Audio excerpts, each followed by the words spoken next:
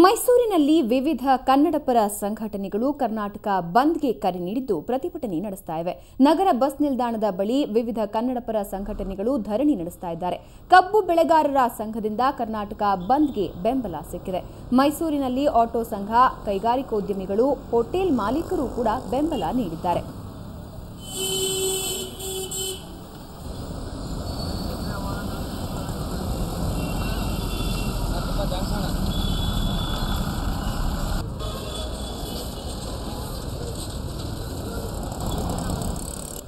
ಚಾಮರಾಜನಗರದಲ್ಲಿ ಕರ್ನಾಟಕ ಬಂದ್ಗೆ ಉತ್ತಮ ಪ್ರತಿಕ್ರಿಯೆ ವ್ಯಕ್ತವಾಗಿದೆ. ನಗರದ ಎಲ್ಲ ಅಂಗಡಿ ಮುಂಗಟ್ಟುಗಳು ಮುಚ್ಚಿದ್ದು, ಕೆಎಸ್ಆರ್ಟಿಸಿ ಖಾಸಗಿ ಬಸ್ ಸಂಚಾರ ಸ್ಥಗಿತಗೊಂಡಿದ್ದು, ಖಾಸಗಿ ಶಾಲಾ ಕಾಲೇಜುಗಳಿಗೆ ರಜೆ ಘೋಷಿಸಲಾಗಿದೆ. ಒಂದು ವೇಳೆ ಕೆಲವು ಕಡೆ ತೆರೆದಿದ್ದ ಅಂಗಡಿ ಮುಂಗಟ್ಟುಗಳನ್ನು ಕಬ್ಬು ಬೆಳೆಗಾರರ ಸಂಘದ ಕಾರ್ಯಕರ್ತರು ಮುಚ್ಚಿಸಿದ್ರು.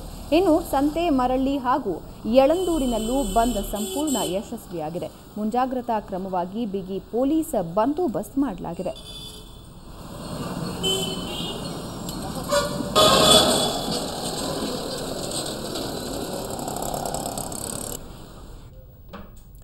ರಾಜ್ಯ ಕಬ್ಬು ಬೆಳೆಗಾರರು ಹಾಗೂ ಕಳಸಾ ಬಂಡೂರಿ ಯೋಜನೆಗೆ ಆಗ್ರಹಿಸ್ತಾ ಇರುವಂತಹ ಹೋರಾಟಗಾರರನ್ನ ಬೆಂಬಲಿಸಿ ಈ ಒಂದು ಬಂದ್ ನಡೆಸಲಾಗ್ತಾ ಇದೆ. ಆದರೆ ಬಂದ್ಗೆ ಚಾಮರಾಜನಗರ ಹಾಗೂ ಮೈಸೂರಿನಲ್ಲಿ ಪ್ರತಿಕ್ರಿಯೆ ವ್ಯಕ್ತವಾಗ್ತಾ ಇದೆ. ಆದರೆ ಉಳಿದಂತೆ ಕೆಲವು ಜಿಲ್ಲೆಗಳಲ್ಲಿ ಸಾಮಾನ್ಯ ಜನಜೀವನ ಮುಂದುವರೆದಿದೆ. ಬೀದರ್ನಲ್ಲಿ ನೀವು ನೋಡ್ತಿದ್ದೀರಾ, ಎಂದಿನಂತೆ ಜನಜೀವನ ಆರಂಭಗೊಂಡಿದ್ದು ಯಾವುದೇ ಬದಲಾವಣೆ ಕಾಣ್ತಾ ಇಲ್ಲ. ಇನ್ನು ಬಳ್ಳಾರಿಯಲ್ಲೂ ಕೂಡ ಜನಜೀವನ ಎಂದಿನಂತಿದ್ದು ಪ್ರತಿಭಟನೆಯ ಕಾವು ಅಲ್ಲಿ ಕಂಡು ಬರ್ತಾ ಇಲ್ಲ. ಚಿಕ್ಕಮಗಳೂರಿನಲ್ಲೂ ಕೂಡ ಅಂಗಡಿ ಮುಂಗಟ್ಟುಗಳು ಸಾಮಾನ್ಯ ರೀತಿಯಲ್ಲೇ ತೆರೆದಿದೆ. ಕೋಲಾರದಲ್ಲೂ ಕೂಡ ಜನಜೀವನ ಸಾಮಾನ್ಯವಾಗಿದೆ. ಬಂದ್ಗೆ ಯಾವುದೇ ಪ್ರತಿಕ್ರಿಯೆ ಇಲ್ಲಿ ವ್ಯಕ್ತವಾಗ್ತಾ ಇಲ್ಲ. ಇನ್ನು ಕೊಪ್ಪಳ ಹಾಗೂ ಮಡಿಕೇರಿಯಲ್ಲಿಯೂ ಕೂಡ ಬಂದ್ನ ಪ್ರಭಾವ ಅಷ್ಟಾಗಿ ಕಂಡು ಬರ್ತಾ ಇಲ್ಲ.